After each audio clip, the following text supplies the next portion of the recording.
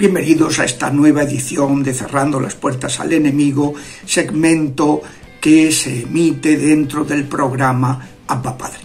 En estas últimas clases nos hemos estado deteniendo en una serie de precauciones que hay que tener, pues trabajar siempre acompañado espiritualmente por un grupo que interceda y presencialmente para un grupo de auxiliares, cómo proteger a quienes participan en el exorcismo, qué requisitos hacen falta para poder participar en un exorcismo como auxiliar, sobre todo la discreción, ¿no? Esto es fundamental.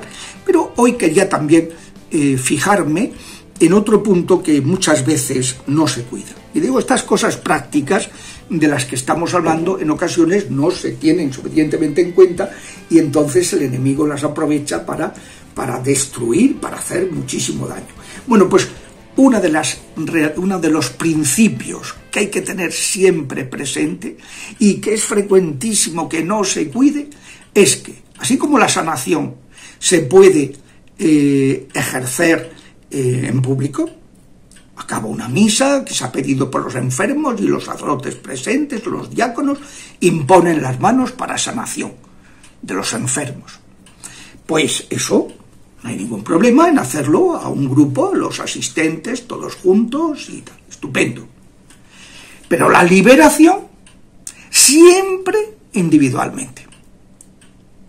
Siempre individualmente. Siempre individualmente. Y lo insisto 3 veces porque es que es una pena que no se haga. Resulta que una persona que sabe que está poseída, le dicen, pues vente a una adoración eucarística. Y claro, es una locura.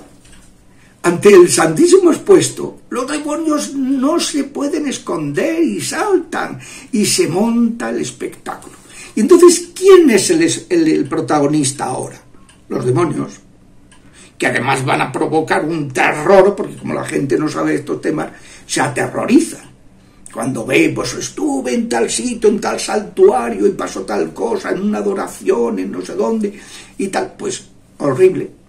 Y luego, aparte de que el protagonista pasa a ser no Cristo, sino los demonios, es que, en segundo lugar, se difama al interesado.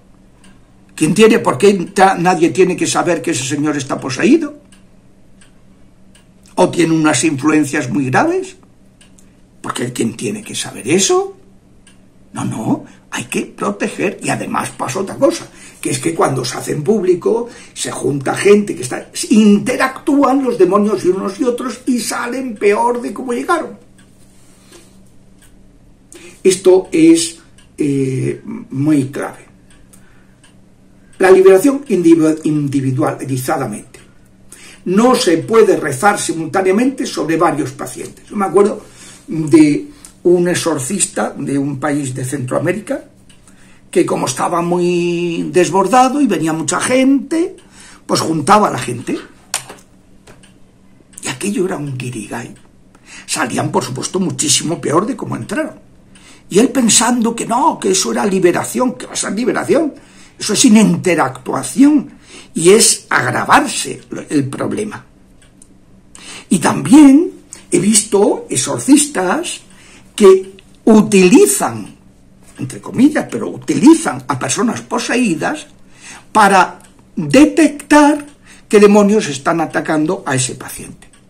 Pero vamos a ver, ya se sabe, por supuesto, que una persona que está poseída tiene una percepción para el mal, porque claro, el enemigo está en él y entonces hace que esa persona perciba cosas que no percibe una persona que no tiene ese tipo de problemas.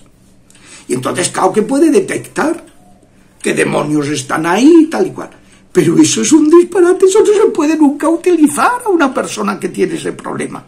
Porque se va a poner peor, porque además los demonios mienten. Pero mienten más que hablan y pueden confundir. Hay muchas maneras de mentir. Decir una verdad, pero decirla de manera que confunda a los que están presentes. O genere, por ejemplo, decir, pues eso te lo ha hecho fulanito. Y ya tenemos el problema, el odio cerval, el resentimiento que esa persona va a tener a quien le ha hecho el hechizo. No, como dice el vademecum para exorcistas un vademecum del siglo XVII, pues de Remigio, el padre Benito Remigio Noidens, dice que en el siglo XVII se consideraba pecado mortal preguntarle a los demonios quién había hecho el maleficio. Pecado mortal. ¿Por qué? Porque las consecuencias son nefastas, o sea, destruyen completamente la persona, pues, o sea, no se puede rezar a la vez sobre varios pacientes, salvo que sea el caso de un mismo maleficio que ha ocasionado influencias en varios miembros de una familia que no sean posesión. Si están poseídos no, porque va a ser tremendo, se va a realimentar. Pues son influencias, si es el mismo maleficio el que los afecta a los dos, pues no se les puede rezar juntos. Pero a dos personas de la familia, no a personas ajenas, ¿no? Tampoco se debe permitir que un poseído acuda a lugares donde haya otros poseídos, porque se producen interactuaciones, o que eso sean lugares donde se prevé que van a saltar sus demonios. A ver, un poseído es una persona inmunodeprimida espiritualmente, que no puede arriesgarse a acudir a lugares contaminados donde pueda contagiarse fácilmente. Y salvo que esté ya en una fase muy avanzada de sometimiento de sus demonios, no se le puede permitir que participe en otras oraciones de liberación o en celebraciones litúrgicas, exposiciones del Santísimo, misas de sanación, en que se prevé que podrían provocarle manifestaciones de los demonios. Entonces, no. La persona que está poseída y que está en un estado todavía de no sometimiento, porque hay poseídos que ya controlan muchísimo y que son capaces de acercarse a comulgar ellos solos y reprimir y retener a los demonios, que se los llevan los demonios, claro, porque que entren en el cuerpo donde están los demonios, entre el cuerpo de Cristo, pues claro, es que se queman, es como si se quemaran en el infierno, ¿no? Entonces, hay poseídos que ya están en una fase de sometimiento y no hay problema, pero el que no hay ese sometimiento y que puede producirse interactuaciones y puede producirse manifestaciones, pues no. Y ya digo, por supuesto, nunca utilizar a los afectados para discernir. Pues eso no puede ser. Ahí me decía un sacerdote que luego dejó el ministerio, que le estaba ayudando una señora que tenía dudas si estaba poseída o no. Salió de las dudas porque pasó unos días en un monasterio y las monjas la echaron inmediatamente porque se dieron cuenta que es una persona que estaba poseída y no estaba en condiciones de estar en una vida comunitaria monacal.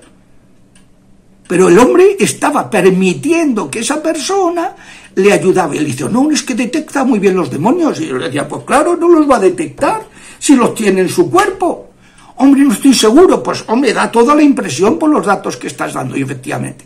Y acabó influyendo en esa persona y acabó destruyendo su sacerdocio.